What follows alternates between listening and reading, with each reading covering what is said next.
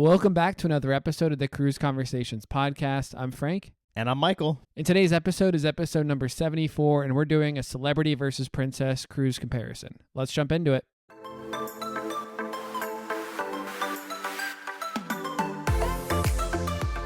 Well, like Frank said at the top, we're here with Jeremy today to talk about princess versus celebrity. You know, Jeremy has sailed on both of these cruise lines, and it's two lines Frank and I really haven't sailed at all yet. I know we've kind of done some of the trainings on some of the different lines, and we've talked about it a little on the podcast, but Jeremy has a lot of experience with these lines. Jeremy, welcome back to the podcast. How's it going today? Doing great, man. It's great to be back. Yeah, but I say it's nice to have you back because normally the times we've had you on so far, we've done cruise reviews of some of your different trips, but you know, we were like, hey, we haven't had you on for a while. Let's kind of just talk cruises, right?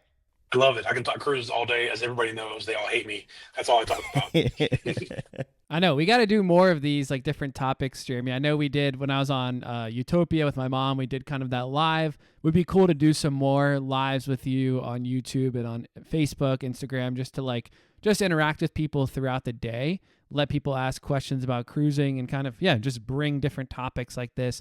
It doesn't have to be a podcast. It could just be like we go on Instagram and just chat about what's going on, or there's a big news, thing that comes out. Yep. Let's just give our opinion. So we'll take that one offline, but we'll figure out how we can do more of that. But Jeremy, we've been selling a lot of cruises. So shout out Cruising Bear. Go check out all of his social media. You can find him on Facebook, Instagram, TikTok, all that at The Cruising Bear.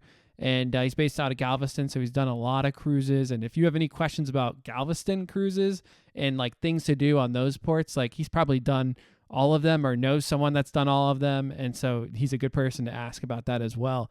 But dude, there's a lot of Black Friday. I know, Michael, we've talked about doing a Black Friday whole discussion on just different deals out there. You know, should you wait until Black Friday? A lot of cruise lines now are doing deals, and we're going to talk about the cost of specifically princess and celebrity. But before we get into that, I know you've been booking a lot of cruises, Jeremy, and we've been also pretty active too. I mean, the market's just blowing up right now. People just want vacations. People are willing to spend money on trips. And this week we were like, one of my friends reached out, shout out Josie. She was looking at a cruise next year. I think it was on Oasis of the Seas, November 1st. And we had some group rates, and I believe the price today, I looked up, November 1st, Oasis of the Seas, the price, if you booked it yourself, was like $5,600 for an ocean view balcony on this ship for 8 nights. Our price is half of that, so it's $2,800. So this just goes to show why you should be using a travel agent. So whether you reach out to the Cruising Bear, you reach out to us. I mean, Jeremy, you probably see deals like this all the time where it's like people just don't know that you can get way better prices, you can get add-ons, you can get free onboard credit, right? We're always giving our clients as much onboard credit as we can. You don't get that with a lot of other agencies if you use Amex, Expedia. So just a reminder to make sure that you do use a travel agent. But yeah, Jeremy, are you seeing a lot of the same things too, where you're seeing different deals and things out there that you're giving your clients? I do. I've got a couple groups open, and like I said, these cruise lines, they give us the support. You open a group and they'll give you a better price, and it's the price, or as the price goes up, your price stays the same. So we can always give onboard credit extra, even if there are some times we can't do a whole lot extra. But we give extra onboard credit, which the cruise line's not going to give you. So booking through us, through agents, for the most part, is almost always an advantage. Yep. And it doesn't cost anything. I think like I was a cruiser, 10 years ago, and I was like, oh, it costs extra to use an agent. You're already paying for an agent whether you use one or not. It's already part of the price when you book a Royal, Virgin, Celebrity, Princess cruise. You're paying for it whether you pick up the phone and call an agent or you call the cruise line. So you might as well get that personalized experience. You can always text us directly, and that's just so much better than having to wait on hold yourself. So with that, we got a really cool topic, Jeremy, this week. So I'm excited to talk about celebrity and in princess. And I feel like as I'm aging, this sounds bad because am young, I'm thinking more about this, right? Like, what is my cruising philosophy? What do I want to do on a cruise? Do I really care about the water slides? Do I really care about, all these flashy shows? Or do I just want to get away for 7 days and relax and eat great food, drink great drinks? And I know a lot of the comparisons with the big three when you have Norwegian, Carnival, and Royal is that you have that family aspect. And we talked about this before we hit record, but like Princess and Celebrity, they bring a lot to the table when it comes to like, they spend a lot of money on adult things, right? Like they spend a lot of money on decor and, beautiful lounges and seating and, drink spots, right? Places to relax and drink and unwind and kick the feet up. So I want to talk a lot about that too, and how you've seen that compared to, Virgin and Norwegian and Royal, and like kind of what your thoughts are on that and who would be a good person to book one of these. But before we talk about like all the details of the ship, people really care about price at the end of the day, right? It's always that's what everybody's worried about. Honestly, they'll do pretty much anything, but at the right price, they'll sell themselves on it. Exactly.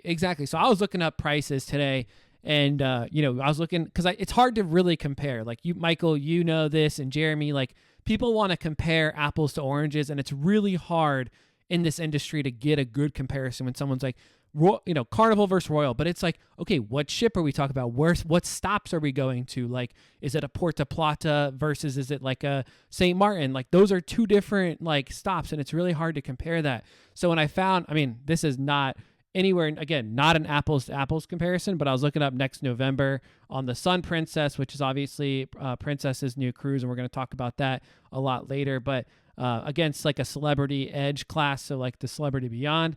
And I would say that from what I've seen, and again, not apples to apples because it's different dates, different itineraries, I would say Celebrity is a little bit more expensive, right? So like the cheapest balcony I could find on the Celebrity Beyond for November 9th, 2025, $2,800 versus, Sun Princess. I saw like a Cove balcony for $2,100. So I would say overall, what I've seen, in booking clients and everything, I would say Celebrity is a little bit more expensive than Princess. Generally speaking, is that kind of like your synopsis as well, based on what you're seeing and how you're pricing clients?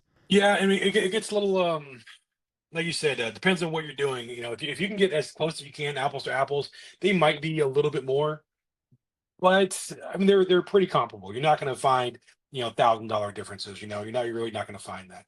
I Yeah. will say, like, it also depends on the port you're going out of, because Galveston Royal, the Regal Princess goes out of Galveston, from October till about April, and it is generally the cheapest cruise for 7 days. We have the Harmony there now, we have the Jubilee, we have the Prima, Yeah. Riva, we have the Seascapes coming. Uh, and I'll tell you, the Seascape and the Princess ship is always cheaper. When I give people the price on the Princess, they're always like, "Is that per person or is that two people?" Because it blows everybody away.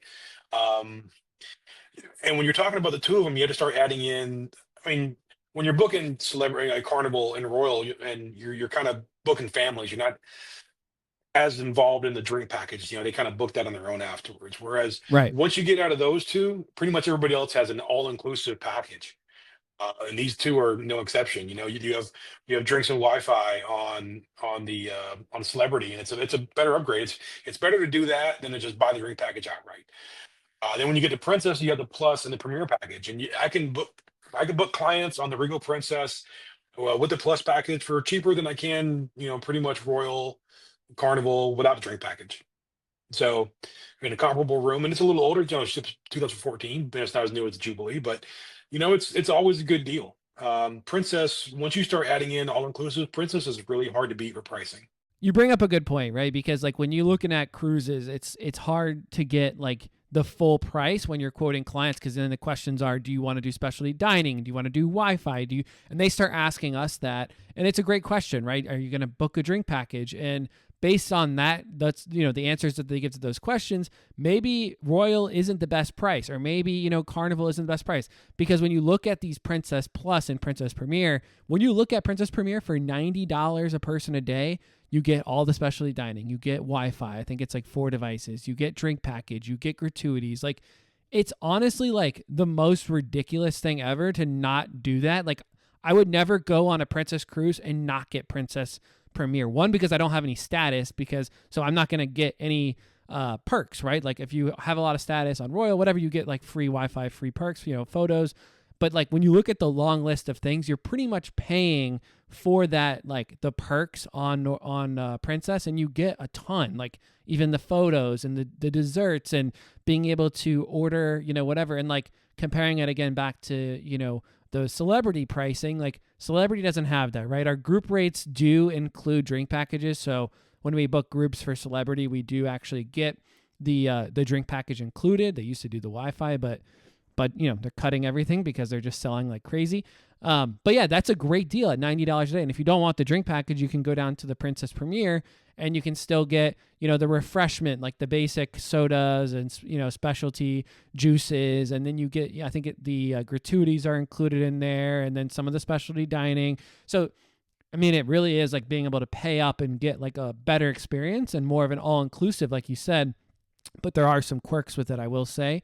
One of our clients we booked on Princess recently, on the Sun Princess, and we found out that you have to actually pay off the entire cruise to be able to book your specialty dining in advance. I would say that's a bit of a caveat to it. I think that's a lot. I mean, you could be talking a $3,000 cruise for two people. Let's say that's like an average price on a 7-night. Now you're going to have to fork over that money in advance. So that's definitely a downside, I would say, to have, like, because if you really want like Spellbound and some of these restaurants on Princess, that's a lot to fork out, like all that money right when you book it to be able to book your dining. So it comes with some pros and cons, but overall I would say it's a really good thing. But Jeremy, what else were you going to say there? So when you look at Princess Plus, it's $420 for a 7-day cruise per person. And you look what's involved in that. $420 for the drink package is on the low side. I mean, you're gonna be hard pressed to find a drink package for $420. So you can break it down one way.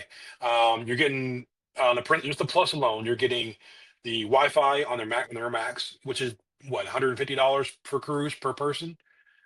Gratuities, which is about 112 to 125 depending on. And that you're paying no matter what. You're paying that. And then like, there are little things, but that's half right there. So you're getting the drink package essentially half. You're paying for those two, and you're getting a drink package for like a third of the price what you normally would pay. So it's already a steal, and it comes with extra things. If you don't know what the medallion is, which is on Princess, you don't have a ship card, you have a medallion. You actually have it's a little magnetic piece. It's a wearable item. It comes with it's a GPS locator. So you get free ocean now. It's $15 on a normal cruise. You order drinks and food to you no matter where you are in the ship. And that's another little thing that comes with it. They just keep packing you with little things to make it where it's just an unbelievable deal. So Yeah. And then when you add in the Premier now it's unlimited drinks, not the 15 drinks in a 24-hour period. Now it's unlimited drinks, and you have the photo package, and you have unlimited specialty dining, dining for $90 per person per day. Unlimited drinks, unlimited specialty dining for $90. For on the $630. That's the value. Just that alone is worth it, and then they have like a long list of other things. Yep. They have the casually dining on there. It's just a deal, man. It's a steal. I mean, just talking about this package alone is making me want to come on Sun Princess with you next month. Yeah. Please do.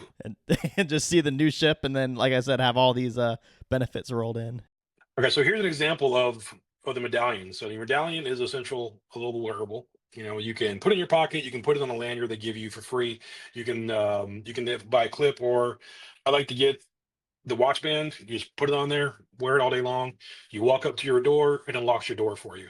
You see a little screen right by your door. Your face will pop up and it locks your door. No sliding your key if your hands are full. You got to find your key, which pocket's it in. Just unlocks it. You're at the bar, they can recognize who you are. You're on the machine, just scan your arm, on the machine and on the casino, and it logs you in. It's honestly, and then like I said, you have this on, you're in a casino, you can't find your wife. You go on the app, put it, locate your friend. They'll tell you where they're at in the ship and how to get to them. Wow, that's a good feature. It is. And it's a good feature when you have kids as well. So the medallion is just another selling point for Princess for me. Yeah, and I know when we've talked about it on the podcast too, because obviously Princess is a Carnival brand. It'll be interesting to see in the future if they ever bring the medallion to Carnival ships, because I feel like you could. Yeah, John Heald had actually kind of brought it up on a vote like a year ago, and he didn't say, "Yeah, we're going to do this," but it sounded like they're kind of rolling it around a little bit. I mean, I don't know why you wouldn't try. You wouldn't. Yeah. I mean, I'm sure the expense is probably pretty large and the change is probably pretty big, but it is an unbelievable selling point. And if your main competition is Royal Caribbean, who has, kind of their marketing's better, they're kind of more well-known brand right now. Why wouldn't you do something to give yourself an edge? Different.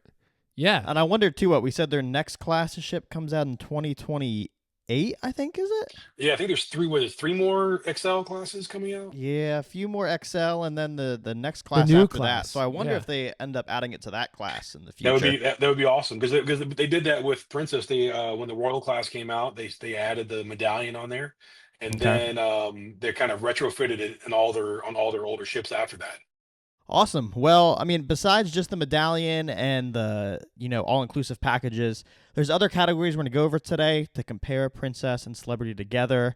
Some of these categories include, the onboard vibe of the ship, the crowds and ship layout, some of the food and entertainment options found around the ship, casino itineraries. I mean, like you said, when we're comparing these cruise lines to each other, there's a lot to actually look at a deeper level. So it's going to start with onboard vibe, Jeremy. We already kind of talked about the clientele and how it kind of leans a little older and how, there's not as much like flashy things on the ship. It's more laid back overall. Who do you recommend these kind of ships to? Well, if you're looking at like median age for Princess, it's like 54, 55, and Celebrity, it's around 50. But they're all both kind of skewing younger. But if you're looking sell clients, if I have clients with kids going, I don't really try and push Princess or Celebrity on them. They have their kids aren't going to want it. They have pools and they have stuff. They don't have slides. They all have kids Yeah. clubs. I mean, my son's first cruise when he was 12 years old was a Celebrity cruise. He had an absolute blast.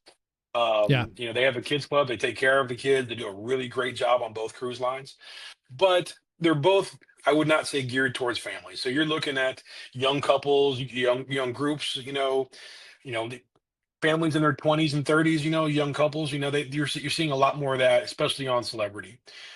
Princess with her new Sun Princess, they had they have more kids things to do. They're pushing, trying to get more families on. Celebrity is now going to Coco Cay. They're trying to get that family vibe on some of their ships, but the ships are not built with kids and families in mind. They're built with adults, contemporary adults in mind. So And that's the thing nowadays, with these newer ships. Kind of, you said your son's first ship when he was 12 was a Celebrity ship. There, like you said, you had the kids club. That was kind of same thing with me and Carnival. Like, I don't know, when I was a teenager, I mean, I had the kids club, but it was an older Carnival ship at the time, and maybe it had a single water slide, and that was it. But I mean, just the kids club alone is kind of what intrigued me and kind of got me into cruising, along with the rest of the vibe of the ship. Like, going to some shows and hanging out around the pool and all that. But now when you have these Oasis Icon class ships with water parks and like whole areas just on the, ship designed for kids, it's obviously going to be much easier for families to see that now and be like, oh, I mean, my kids are going to be completely occupied there versus what, ships looked like 10, 15 years ago. I know with the kids club, they do such a great job of putting the kids in groups together. Um, my kids still to this day, they both started sailing before they were 18. To this day, they have friends that they met on some of their first cruises. They're still talking Yeah. to people. It's crazy. I mean, they even the ships that aren't really geared towards them, there is still plenty to do for kids. So but while I don't really push, Princess and Liberty on, I don't. If they ask about them, I'm not trying to say, oh, they're not for kids. There's plenty to do. I've been on plenty of both of those with a lot of kids on them. So now let's talk a little bit about crowds and the ship layout, right? So while both lines have a lot of ships, it's hard to like say, okay, this ship is a better layout on, Princess has better layouts or less crowded than Celebrity, because it's like it sometimes is ship by ship and how many rooms versus how many, how much public space is there. So it's really hard to compare. But, did you have a preference in the ship layout, and which line do you feel like maybe felt a little bit more crowded or didn't flow maybe as better, or what you're used to in the past?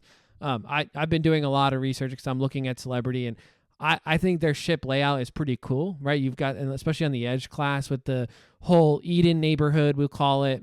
You've got kind of the rooftop garden, which is really cool. The pool deck is just really well, thought through and spaced out. But what are your experiences with this, Jeremy? Well, Royal and everything they seem to do a really good job of crowd disbursement. I mean, you look at the Icon and Oasis class, and while they're giant, there's so many people, you don't really feel crowded. I have never really felt crowded on the Celebrity ship. I haven't been on the Edge class yet. That's still a year away for me. But if you look at they're both these ships, they're most of their ships are comparable in size. 2 to 3,000 is a lot of what their ships have. You don't really feel too crowded. You get crowded at the buffet because it's the buffet. But I always kind of liked the celebrity ship layouts a little better than I've liked the princess ones. Even they're older, they're the Millennium class and the Solstice class. I kind of like. They got a big open piazza, in the middle. You can Yeah. kind of see the different floors up, and I'm a little partial to Prince. I did the Celebrity because, as far as ship wise, it was my very first ship, and I fell in love with it. I was on this Constellation, the very first one I was on, and I really liked it, man. I really did. Their ships always felt a little a little more contemporary, a little newer, felt a little more modern. Where some of the older Princess ships, you get that brass and that dark wood. You feel like it's a 1970s cruise ship on TV. Oh Um, yeah. but I mean, with the Sun Princess, it's over 4,000 people. That's their biggest ship. It's bigger than anything. Celebrity. It's like 1,000 more people than the Ascent. So we're about to see if how it disperses and how it lays out, and if Celebrity did a good. I mean, if Princess did a good job of you know having more people and not having them all concentrate in a few areas. Yeah, we've sold a lot on the Reflection. I don't know if you're familiar with the Celebrity Reflection out of Florida, and it does like a lot of the short cruises. And honestly, going back to the price point, it's a really really good price for that cruise. It was almost cheaper than a lot of the bigger Oasis class, like 4 nights on Allure of the Seas. Like it was very comparable, right?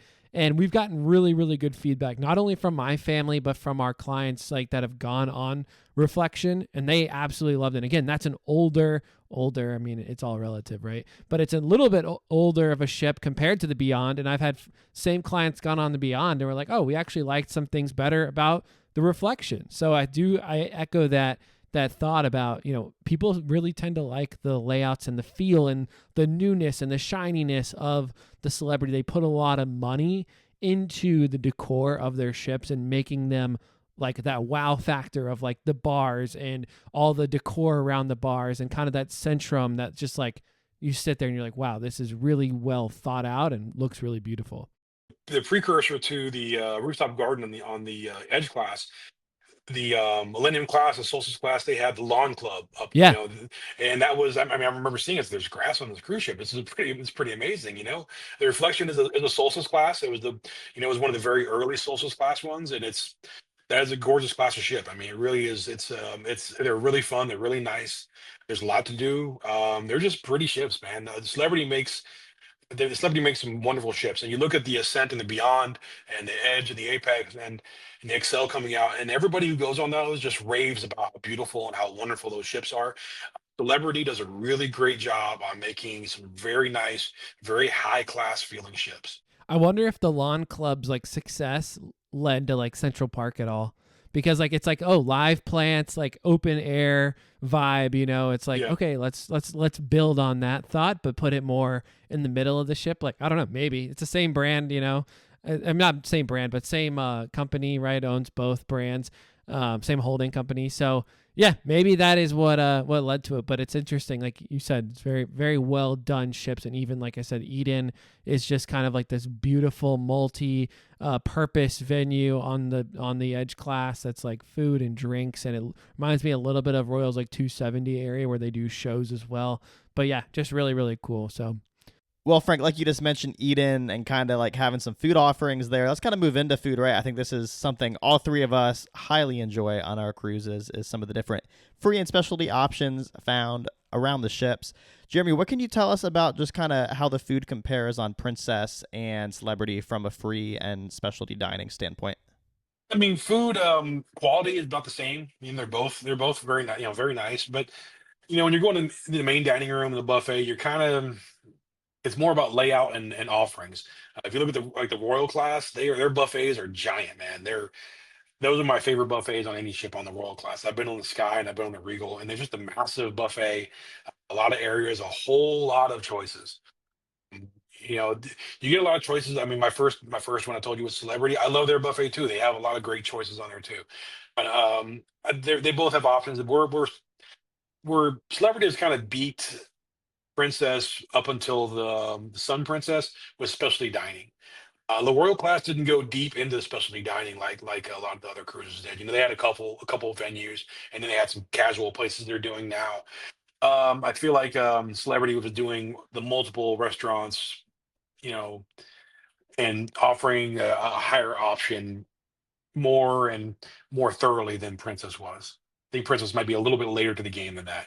What's your like philosophy with the specialty dining? Like, do you really like? Do you try to mix it into the like? Are you like, if I'm gonna go on a 7 night cruise, I'm always gonna do at least a couple specialty, or are you like, I'll just eat all the like? What's your thought process when you're booking a cruise for yourself? Like on when it comes to specialty dining on these lines? Well, I've never done specialty on Princess because, again, they haven't had a whole lot, and I love their buffet for the most part. It also depends on the crowd I'm with. There are when I'm, some people I go with, they want to do specialty dining. Some people, my family don't really need it. It's a longer dinner time, and some people want to get in, get out, and eat.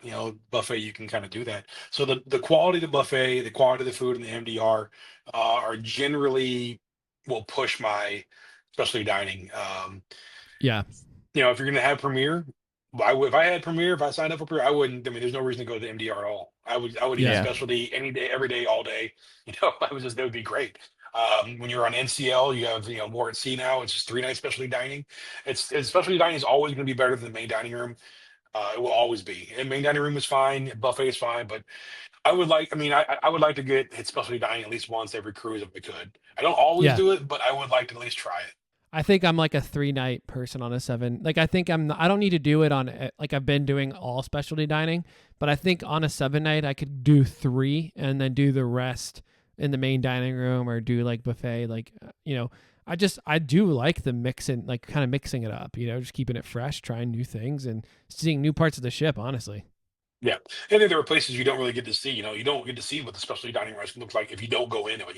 You can pop your head in during the day, but it's another cruise experience. If you're going to go and spend the money on that, if you have a little bit extra money, you might as well try it out and see. It's a better quality food. It's a different part of the ship, like you said, you don't get to see. It's a different experience. It's a nice feeling. and the servers are you like the wait staff is usually from the main dining room, but they pick the best one. So usually Yeah. your service is a bit elevated as well.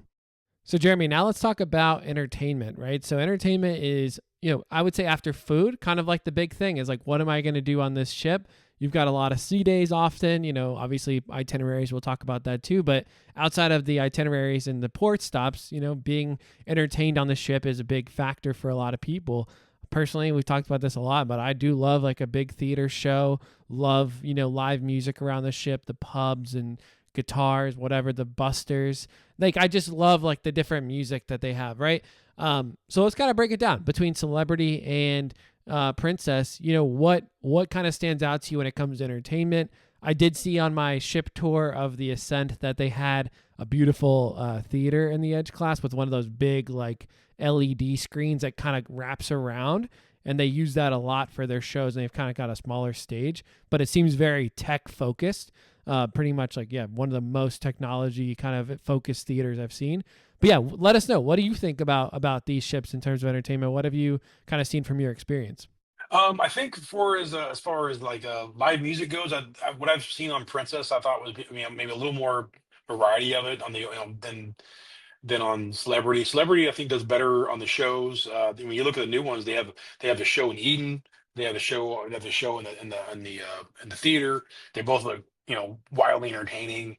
Princess does a really great job. They have crooners, they have Wheelhouse Bar, O'Malley's. They do a lot of pubs and bars and music really well.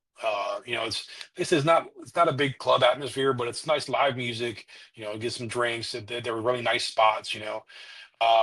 But I mean, Celebrity got the martini bar with the ice bar. I don't know if you've ever seen that before. That the bar is made of ice, and it's a really cool concept. I think they both do a really great job as far as giving you plenty to do, plenty of options at night. I think Celebrity probably has a little bit better on the shows, but I don't go to a lot of shows, so I'm not a big musical kind of guy. I'm more bars, pubs, live music, and I've generally enjoyed my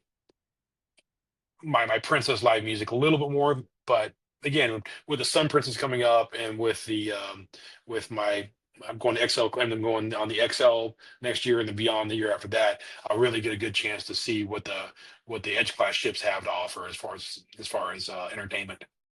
I'll say nothing beats good live music, on the venues around the ship, just grabbing a cocktail, hanging out with your friends, and just listening to live music. It is, man. I love it. It's my favorite thing to do after dinner besides casino. Um, it's Hold, it's hey, good. we'll get to the casino in a second here. We have to. We have to do it. We have to do it. But yeah, it's man, it's good. Man, you go out there, you get some drinks, you listen to live music, you chat with your friends, especially if they're either like I was on NCL and NCL does a great job on live music. They really have a great job doing live music. They do a good job of playing hits that people like.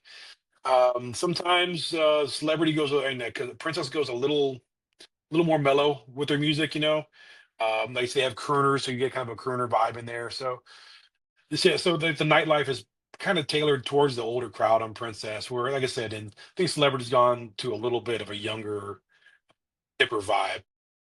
Well, all right, moving on. Like you had just mentioned, the casino, Jeremy. This is something you and Frank are both much more well versed than me to talk about. Talk about the different casinos and casino programs that both Celebrity and Princess have. I'm sure they probably connect to both Royal and Carnival a little. So, Celebrity is a clone of Royal, and I believe they're doing. I don't think they're doing the casino program crossover, but they do match on their loyalty status now, right? Yeah, so I can talk a little bit about this one Yeah. as well. Like my mom does a lot of Royal, right? So she went on her first Celebrity, and while they don't let you take like a Royal cruise offer and apply it to Celebrity, they will actually look up your Royal spending. So they looked up her last cruise that she spent in the casino, and they used that to give her an offer. Now, when I tell you they gave her an offer, she was in a suite first time on Celebrity in the retreat, and she paid like $1,000 or maybe $1,500. Like it was like a ridiculous deal for a 4-night cruise for her and my dad in like the retreat, and she was like blown away.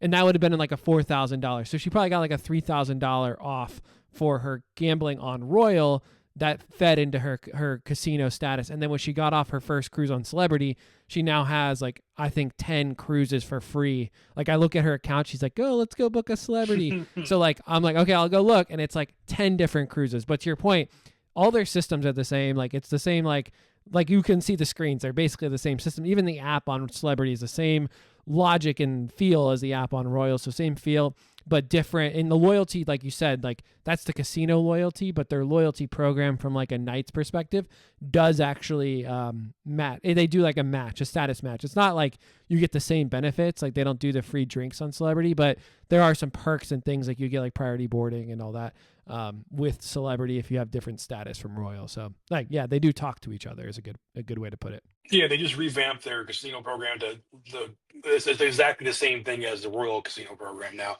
So the same perks, the same levels, and Royal and has a great casino program. If you hit the levels, you're getting lots of deals. I mean, Yeah. they take care of you. Princess and Carnival, they're while their deals kind of work the same, they're not. I mean, it's not exactly the same. They kind of go from what I've read and seen. They go by how much you spend slash how much time you spend in the casino. Um, it's done differently, but they're still free cruise offers. I mean, for both companies, they offer great deals. My parents went on they went on a 10-day European trip again for essentially a free cruise. Man, it's in a mini suite. So they take care of you. They all have great casino deals. Yeah, I've only been on like one Carnival cruise, and I gambled a little bit. I was like right out of high school, and they still send me stuff from like 10 years ago. And it's but what I like about Carnival system is like I don't earn free cruises, but I do earn like a lot of discounts. So it's cool that you can go in there, you can kind of choose like what cruise you want on what day on Carnival. And then you can see like your discount that you get from the casino versus Royal. You log in and just see like all your free cruises. And if you didn't earn anything, you're not going to really, they'll send you stuff, but like it's just what it is. It's those itineraries on specific days, on specific ships. So it's like, it's both pros and cons. I would probably prefer just to see when my cruises are free than to like have to like sort through Yes. all of them. But, it's up to, kind of what your preference is there. Booking Princess and Carnival casino deals is a little easier. You don't have to go through any special department. You can book it right on their website. We can book them right through the regular website. But like, you're right. Like they have a thing called Booking Books on Carnival, and you go through there and you see um, I have a friend of mine who gets him. He's got free drinks everywhere on the ship, and he's got onboard credit, and he's got free rooms. My booking books is nowhere near that because I'm not nearly as successful in gamble as much as he does. So he's got but so I still have booking bucks. I still get onboard credit, and I have had some free cruises, you know. So I mean, they do a really good job of sorting it. You can Princess is a little harder to see your deals, but when you go on there, you just sort it. I mean, they're all there. They're easy to book, but Royal gives Let's be you honest, Princess's systems are all like ancient. their awful. their travel agent stuff looks like it's still from like 2003. It is like the most difficult system to navigate, but that's not. NCL was the same way, and they just recently updated, and it's fantastic. Now, just you Yeah. just got to worry about that. I mean, MSC just updated theirs; it's great, but Yeah. that Princess one is archaic. It's terrible. All right, so let's talk about some of the different itineraries that both Princess and Celebrity have. I know, we've mentioned on the podcast that Princess sails out of somewhere like adventurous places like South Africa and over in South America. What can you tell us about, the itineraries you're seeing on both Princess and Celebrity? I mean, they do kind of a lot of the same. I mean, Celebrity does the Galapagos. They have special Galapagos cruises. That's obviously that's a bucket list for a whole lot of people. But Celebrity, Princess kind of goes some longer ones. They offer world cruises. They offer, and you can section it off, and you can do 20, 30, 40, 70, 150, 190-day cruises. They don't really have that on Celebrity. Um, Princess goes to Antarctica. It's becoming more and more popular. Princess is the number one Alaska um, cruise company. They offer more ships, more destinations, more itineraries than anybody else. They go all in, and you can couple that with their land tours along with it. Then they have their own Yeah. Yeah. land things. Yeah, no, I agree. Like Princess is like a really good option if you want to do Alaska because there are areas that they can get to that are only really Princess, right? You can't go to certain spots if you're not with Princess. So if you're looking at Alaska, we should do a comparison on where you're trying to go, price, what the ships are, because that is a big factor. When we were looking, Michael, too, like we're bringing on our Alaska cruise some kids and some families, so that is something you want to think about too. But if you're going for a specific stop or to see a glacier, let's look at both lines and really do that analysis because Princess is great in that area. Oh, how about Europe? Because I know that like with Celebrity, they've also got some really interesting European itineraries out there. Have you noticed kind of a similar vibe? I don't know if Princess kind of goes into Europe as much, maybe No, they do. as They have okay, lots they of do. They have lots of European. They do the Northern Europe. They do the British Isles. They do a lot of Mediterranean. Yeah, they do longer. They do 7 days. They do 14 days. They do 21 days. They hit a lot of them. So they both do a really wonderful job in Europe and the Mediterranean, the Eastern and Western Mediterranean, the British Isles. They do, you hit in France. They both do a really wonderful job in Europe. So one thing that I saw with Celebrity recently was, the magic carpet that goes up and down. It's like the bar. So they bring it down to the bottom, right, all the way to the bottom, and they use that as like how you get on and off of their tender boats. And they don't call them tenders. They changed the name for like whatever it is, and they kind of like made them more comfortable and more nice, like really meant to like shuttle you back and forth, especially thinking through like these European ports. They put a lot of money into like making their tenders nicer, and that experience of getting on and off the ship seems better because they've got this massive platform with the magic carpet that kind of pulls up to the side of the ship that you can kind of get on and off. So that's also like a really cool thing going back to the ship layout that we didn't really mention on Celebrity, but that also makes it nicer for certain itineraries too. Yeah, and I'm not a big fan of tender ports, but I kind of want to do one Yeah. on the edge pass so I can experience that because that seems pretty cool. I have two of them booked. I don't think any of them are tender ports, so I'm about to. That's another thing I got to book now. Thanks, guys. That's awesome. All right, so let's talk about the rooms, right? So the rooms on your cruise, probably the three of us don't spend too much time in our rooms. We like to be on the ship and seeing and doing all the things, but rooms are a big thing, right? So when it comes to the bathroom size, the shower size, From what I've seen on the Edge class, the bathrooms look really, really nice. The layout was very, very like modern, right? So very modern rooms. Kind of reminded me a lot of the Icon rooms and how they kind of use. It looks like a facade, like it's like a wall, but there's like closets. How would you compare kind of the rooms that you've been on in Celebrity versus kind of the rooms that you've seen in terms of size? Is it very similar, just a normal cruise balcony? How would you kind of compare those, with the different lines? When you're looking at balcony rooms, it's kind of hard. There's not only so much you can do with a 150 square feet for a Right. room. I know the older ships for Princess, they had a little area you walked in, and it was almost like a closet area cordoned off from the rest of the room. When you walk in, right there's a big wall. You hang all your clothes, and it's not that you don't have to. You're not opening up cabinets. They took any cabinet space you had for that and made it there, and it's right by the bathroom, so you can walk around the corner and get changed outside of the bathroom and hang all your clothes up there. And it was a nice little feature. They went away with that with the Sun Princess. They put the wardrobes in the room. They look beautiful. They look nice. Um, then you have on the new ones, on the Edge class, they have the infinity balconies. Yeah, that infinity verandas, because they're not Yeah. technically balconies, right? It goes down. You're not outside. You can open up French door style, and it kind of extends your room. Those rooms have been really polarizing. There are people who like them, and there are people who absolutely hate them. And if you want an actual It's true. balcony, yeah, if you want an actual balcony on the Edge class, you have to get a sunset balcony, max balcony to get them. Um, I have one booked for next year, so we will see. I'll give you my official verdict then. I don't see why it would be a problem.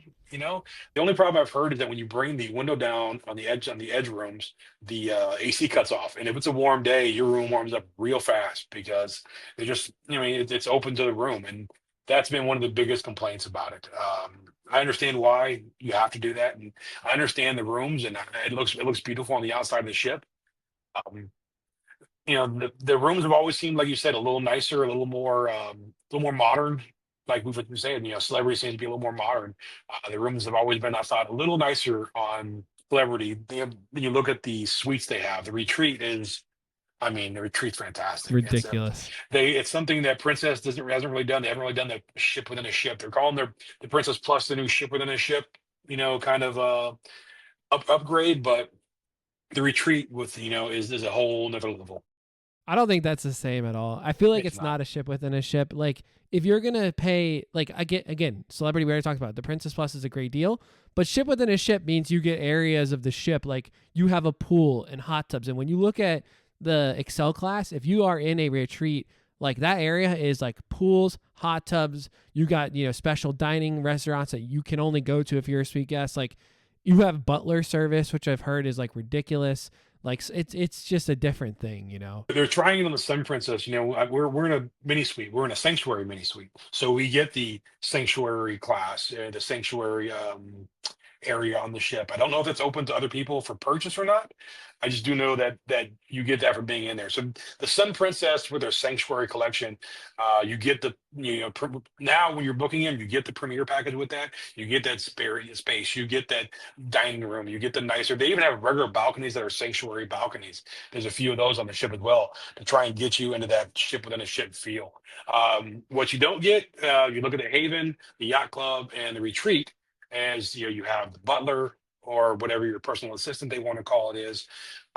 It's the rooms I feel like are on the Celebrity. If you look at Celebrity and Royal and their full suites, they are hard to touch. I don't think anybody does suites as nice as Celebrity and Royal. No, no, and like I think they've kind of figured out the magic because those suites are sold out. Like every time I go on, I'm like just looking at it. I'm like, oh, I'm gonna book a client on a balcony room, right? And it's like the only rooms that are available are like the ocean view balconies and the interiors and some of the boardwalk balconies. I'm looking at Royal, but like those top suites are often gone. Like they're sold out. Like they've figured out a way to tailor to someone in your family is cheap and wants to book the interior, and then someone in your family wants to spend the $10,000 on their room on the same cruise. It's like and Scott, my wife's like, why would someone want to do that? It's like, because you got a big family, someone wants that luxury experience, someone doesn't, and they can go to the same trip, have a very similar experience, but also a very different experience. And that's like so unique because you go to a hotel, a lot of times you go to a Ritz-Carlton, a lot of the rooms are just expensive, but you can go on a cruise and pay $1,000, or you can go on that same cruise and pay $25,000. You know what I'm saying? It's just, it's kind of cool. It's kind of cool. Have you seen the iconic suite on the Edge class? Their Yeah, top yeah, suite. Yeah, yeah. I mean, It's I've watched the video like 15 times and dreaming. I'm wondering when they're going to book it for me because that thing is bigger than most people's apartments. That thing is Oh man. massive. It is gorgeous. It is. I mean, you look down even the penthouse suite and their edge villas. They do a good job of the edge the villas they have on both of them with on Royal and on Celebrity. They do a great job with the loft suites and the edge villas. They do. You're not seeing that on anybody else. They do the suite game better than everybody else. They're bigger. They're nicer. They're swankier. They're a little more up class. They may be more expensive, but like you said, they're selling and they're gorgeous. my last thing on this is if you're going to book a suite, make sure you do book it with a travel agent because Michael and I, shout out to Bill and Joe for the bachelor party coming up. They're doing a whole star class, which means they have 18 guys on a bachelor party on Utopia. Everything's pretty much included in the price. But we're basically giving them like a crazy amount of onboard credit because that means more commission for us, which means that's more money that we can give back to our clients in commission. And it's a lot. Like some rooms, I think we hit $500 in commission that we're giving them because of how much their bookings were. So just like another thing, like another reason to use a travel agent, you will have your genie reach out to you before the cruise and they do all the stuff on board. But I mean, free money that again, you can spend in the casino, right? Like if you have onboard credit, that's on your account. Boom. That goes towards your casino spending. So Toward your tips as well. I mean, if you look at onboard credit, it can be used toward your gratuities. If you're in a suite, the gratuities are higher in a suite. Extra onboard credit is another thing you don't have to worry about. You're not going to get billed for it every day. It's going to go right off your onboard credit. And then kind of switching from, the suites on the ships, I saw a TikTok the other day, and it was on an Edge class ship, and the TikTok started, it was like, oh, the smallest room I've ever stayed in. And I was like, all right, well, what are we about to see here? And they walk in, they show the bathroom, but then it was a studio room. So I know the Edge class and a bunch of the cruise lines are starting to add more solo, just rooms in general on the ships. And I got to say, I mean, yes, the room was smaller. I mean, you're expecting it for a solo stateroom, but it was just as modern and up to date as, other rooms that you would book for standard two people. I stayed in one before. I was on the Harmony. We stayed in the solo ocean view room. It's smaller, but it's cozy. And if it's just you, it'll yeah, do everything you need to do. I mean, you get a kind of normally if you're booking solo, you're paying double occupancy just without the fees and everything. So it's nice to get a little break going solo. And it seems like more cruise lines, the newer ships are NCL's always been big on their solo rooms, and you're still paying more per for yourself than you would if you're going with two people. But there are people who only want to cruise solo, and cruise companies doing a better job of helping those people out. well, I feel like that's a really good synopsis of Celebrity versus Princess. But before we wrap up, we got a couple more topics. Let's get into your recommendation, Jeremy. Now, I know that it's hard to say one cruise line will always be good for this person. So, let's talk about you as Jeremy. What would you prefer to book for yourself? But then, for clients, if money's no object, what would you book for them? What would you recommend? And kind of how do you make that decision on a recommendation here between Celebrity and Princess? I generally push Princess a little more, and it's mainly because of two things. You push it for the Medallion class because Medallion it's a great selling point. We talked about maybe Carnival should do it. It's hard to beat. It's I mean, it's giant. It's really really a big selling point. And then Princess Plus and Princess Premier. The value you get for Plus and Premier is better than anything else at sea right now. It's better than more at sea from NCL. Premier is for the price and the things you get. You're getting so much for just what normal people charge for a regular drink package. You Yeah. know, a lot of cruise lines charge $75 per person per day just for the drink package. It's $90 per person per day. And you get the drink package, you get unlimited specialty dining, you get a billion other little things, you get internet gratuities. How can you not beat that? I mean, I love Yeah. Celebrity. I love the Edge class. I mean, from the first second I saw Edge class, I knew I wanted to do one. I started looking at cruises. I did have one booked on the Ascent for next year. I ended up having to change that. That pushed it to the year after that. Um, but as far as ships go, I would always probably choose a Celebrity ship over. But for everything else, I think I would choose Princess just because of the Plus Premier and the Medallion. Well, yeah, Jeremy, I think that's a great synopsis of these two, cruise lines. Like you said, Celebrity may have some of the nicer stuff on the ship, but you definitely get more bang for your buck, it sounds like, with the Princess sailings. Now, like we've mentioned throughout the podcast, you actually have a sailing coming up soon on Sun Princess next month. What are you looking forward to on the sailing? Well, it's my birthday cruise, so I will turn 49 on this cruise. All right. We have a Sanctuary mini suite. And we booked it before they kind of made the whole Sanctuary thing, right? So I was very happy to learn in October they changed it to, you get access to the Sanctuary, you have your own Sanctuary dining room, you get all those extra perks. So I'm really excited to see it. I've looked at videos of the Sanctuary. I've seen some places with like if you get the Vibe Beach Club on NCL, sometimes there's no pool. It's only hot tubs. There's a nice big Okay. pool in here. I'm excited to see that because you go into the pool, it's on a sea day, you can't get in it. It's just too Too many many people. people. Too many Yeah. people. So Sanctuary, it's a nice area. I mean, even their adults only area on the Royal Class has always was done really nice. So I'm excited about that. For my birthday dinner, we're going to Spellbound. Yes. It's a lot of secrecy about it. You can't see the menu. You haven't seen a lot. I heard it's an entire evening. I heard you can come and go. I am super excited about it. My sister and I are going. It's going to be my second night. I will give you a full update of anything you want. You're It's gonna coming be, on the podcast after this cruise. Let's just yeah, go ahead. I will. What day? This is in December, right? December 8th. December All right, 8th so is my It's birthday. So. it's a back-to-back too, right? With Virgin. Yeah, so December 1st through 6th, I'm on Virgin, my second Virgin cruise. I get off. My kids and some friends are flying home. My brother-in-law flies home. My sister flies in that same day. We're staying in Fort Lauderdale. Get up the next day and head over to the Sun Princess. all right, So so you're gonna get a couple Man. episodes with Jeremy. Then you're gonna need to make sure you get your thoughts straight after the first one, so that we can accurately debrief the Sun Princess, and then we can accurately debrief the Virgin one too. this will be a different Virgin cruise than my first one. My first one was just me and my sister. It was my very first one. I didn't know what to expect. We had some kind of wonky weather going through. We had like some really cool weather, so I'm hoping we get some warm weather. We're going to Cozumel. We're going back to Bimini, and hopefully we can have a day that's over 80 degrees. And it was like 70 degrees and like super windy. No one got in the water. We're going with a bit more of a party crowd, so I'll have a whole different kind of cruise this cruise. So it'll be a different experience. And then my sister and I get on the Sun for like the next day. And I'm anxious to see the Sphere. I've heard some scary things about trying to get in there for shows. It's a bit unorganized. I'm not sure if they've had that fixed yet. The Piazza Atrium. I don't know if you've seen that. The huge LED screen. And look, they've kind of done that on the XL class for Carnival. Yeah. When I toured the Jubilee, they had that really big LED screen right when you walk in. They kind of did the same exact thing, more horizontal than vertical. It looks gorgeous. The Piazza Atrium looks very, very beautiful. It's their biggest ship. It's their boldest ship. There's going to be hidden gems that I don't know about. I'm anxious to find. I don't know about you. When we first get on the ship, especially with me and my sister, we get on there, we hit the top, we go forward to back, try and see anything there is, anything we want to check out for the day, or hey, we haven't seen that, or I saw this in the first day, maybe we should go check that out.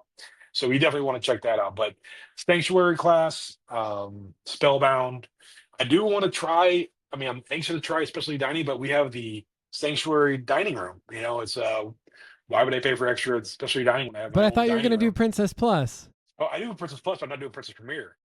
Okay. Yeah. So, but back when we booked this, Princess Plus was an option, and now when you book Sanctuary, Princess Premier is part of it. But when we booked it last year, that wasn't part of it, so we kind of missed out. I do secretly want to upgrade it for $200. I really do. Just think that I do want to try. I want to try all their the Do quick it. cut. Business expense. It's Come on, business you got expense, yes. I'm doing it right now. Where's my it. sign in? Yeah, so I want to do it. I want to experience a lot on this ship. I'm very excited. It's a lot different than what they've done before. They're really branching out. They had a top 19, all that stuff on the top deck that they end up having to kind of get rid of, and they haven't really done a lot with that space yet, which is very disappointing. And I'm not sure what they're doing with the Star Princess, which, by the way, the Star Princess will be sailing and going to Alaska, which is Oh, pretty That's awesome. awesome. Yeah, it's a gorgeous ship, with a lot of space when you're indoors seeing out. That's a ship that could probably be really great for Alaska. But Yeah, I'm spellbound. I'm really excited for it. I'm gonna have a full report for you. Yes. If anybody has anything they want me to check out, just message me, let me know. I'd love to, any question, answer any of your questions, and go check out and take pictures of whatever you want me to take pictures of. That's awesome. Well, Jeremy, as always, it's been super fun having you on. I feel like we Yeah. just love you. You're a great guest because you are so passionate about cruises, just like Michael and I. Mhm. It's one of your favorite things. And so, again, thank you so much for coming on. And we look forward to having you on again very, very soon on some really cool cruise reviews. So, with that, again, thanks, Jeremy. And we'll see you back on the Cruise Conversations podcast again soon. Thank you, man. I really appreciate it. Well, that's going to wrap up this week's episode of the Cruise Conversations podcast. We just want to say thank you to Jeremy again for coming on and talking to us about Princess and Celebrity. We always appreciate the expertise of these lines that he gets to bring to the podcast. If you're ready to book your upcoming cruise, reach out to Jeremy or us. You can shoot us a text at 704-313-8556. We'd love to pull some quotes for you and get you the best pricing on your upcoming cruise. And as always, make sure you're following along and subscribe to us on Spotify and YouTube to always get up to date when episodes are being released each week or anything else we're releasing. We hope you have a great week, and we'll see you back here next Wednesday.